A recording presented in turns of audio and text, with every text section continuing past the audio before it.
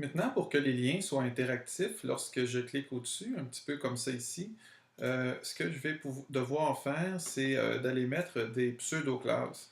Donc, qu'est-ce que c'est que la pseudo-classe? Là, ici, on a un composé, donc tous mes liens qui sont dans ma navigation, et une pseudo-classe, ça va venir déterminer comment est-ce que cette règle-là se comporte selon certaines circonstances. Alors, je vous explique, je copie mon lien, je le colle ici.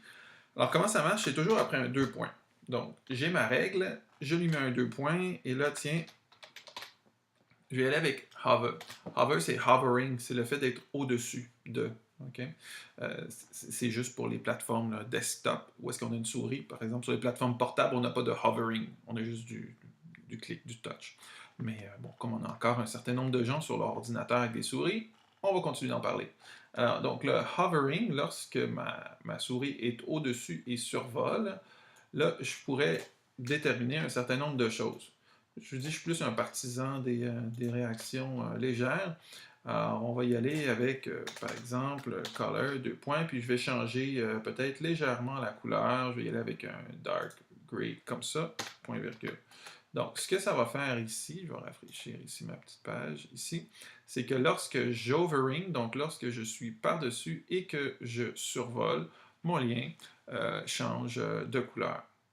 Il y a plusieurs autres types de pseudo-classes. Je peux vous les expliquer, bien que je ne les utilise pas toujours, surtout pas dans les menus, mais c'est bon à savoir ici. On a le A, deux points, et on a link. Donc ça, ce serait pour le lien actif qui n'est pas visité, par opposition à, regardez, je vais vous le montrer. On va y aller avec, ça va être le Festival des couleurs, comme en automne. Donc, je vais y aller avec mon A-Link ici. C'est par opposition à cette pseudo-classe ici qui s'appelle A-Visited. Et là, A-Visited, ce que ça fait A-Visited, c'est que ça met d'une certaine couleur les liens qui sont déjà visités, sur lesquels l'utilisateur aurait déjà cliqué. Traditionnellement, on les met dans un magenta mauve. Ces liens-là pour indiquer à l'utilisateur que tu as déjà cliqué ici. Donc, on a Link, on a Visited, on a Hover, puis il me semble qu'il y en avait, un autre aussi. Ah oui, Active. Euh, Active, il est très, très, très discret.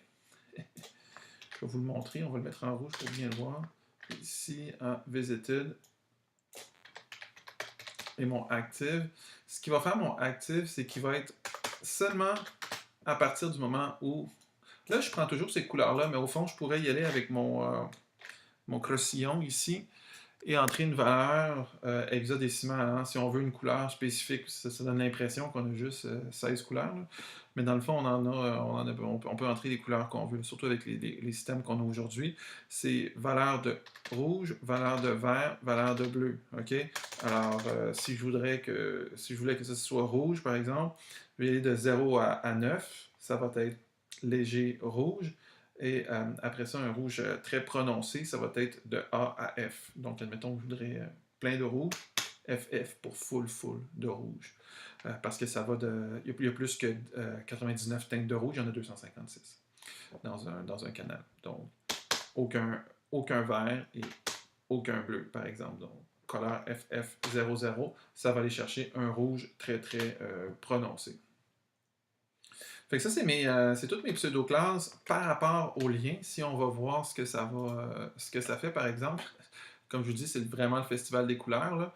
Donc, eux, ils sont mauves. Pourquoi? Parce que j'ai déjà cliqué dessus et le hover ne réagit plus parce que j'ai déjà cliqué dessus. Lui, il est cyan. Et je ne sais pas si vous avez vu, juste au moment aqua, là, ici, aqua, c'était mon link.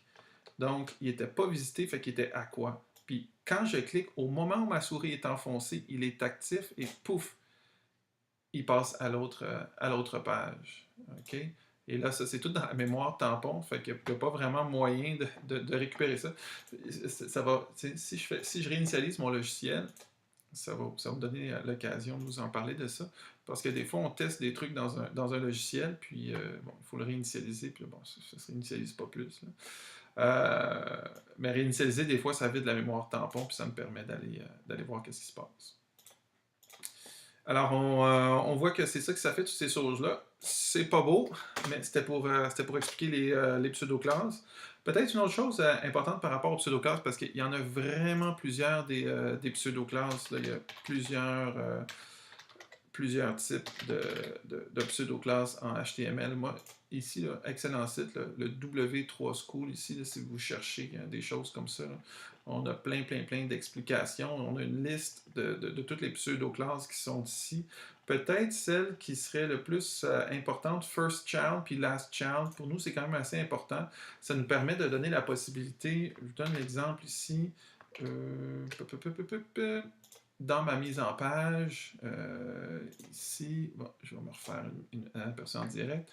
Admettons que j'ai plusieurs paragraphes et ce que je voudrais, ce serait que mon dernier paragraphe, il y ait une marge plus grande pour distancer du contenu, pour distancer du pied de page. Autrement dit, que lui pousse sur le pied de page un peu plus que les paragraphes se poussent entre eux. Donc, au fond, mon paragraphe, c'est un article, hein, on s'en rappelle. En HTML, mon paragraphe est dans mon article, j'ai différents paragraphes ici.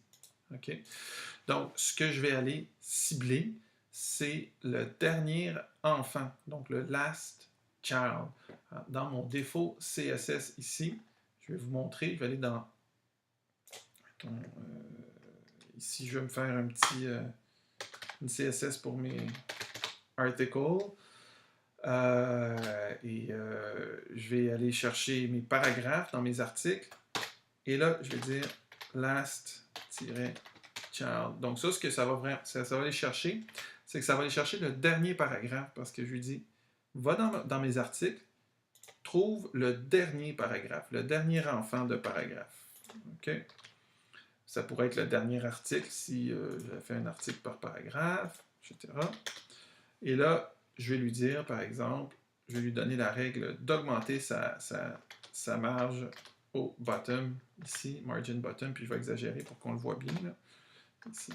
Donc, si on va voir qu'est-ce qui s'est passé, mon dernier paragraphe, ici, a poussé considérablement, il a poussé de 80 pixels par en dessous par rapport aux autres. Donc, on a retrouvé le dernier paragraphe, puis on a fait ça. Fait que ça, c'est la règle last child, donc la dernière occurrence. Il y a aussi first child, la première occurrence. Ça peut être d'une liste, ça peut être d'un paragraphe, ça peut être de tout un paquet de choses. Donc, c'est ça les pseudo-classes.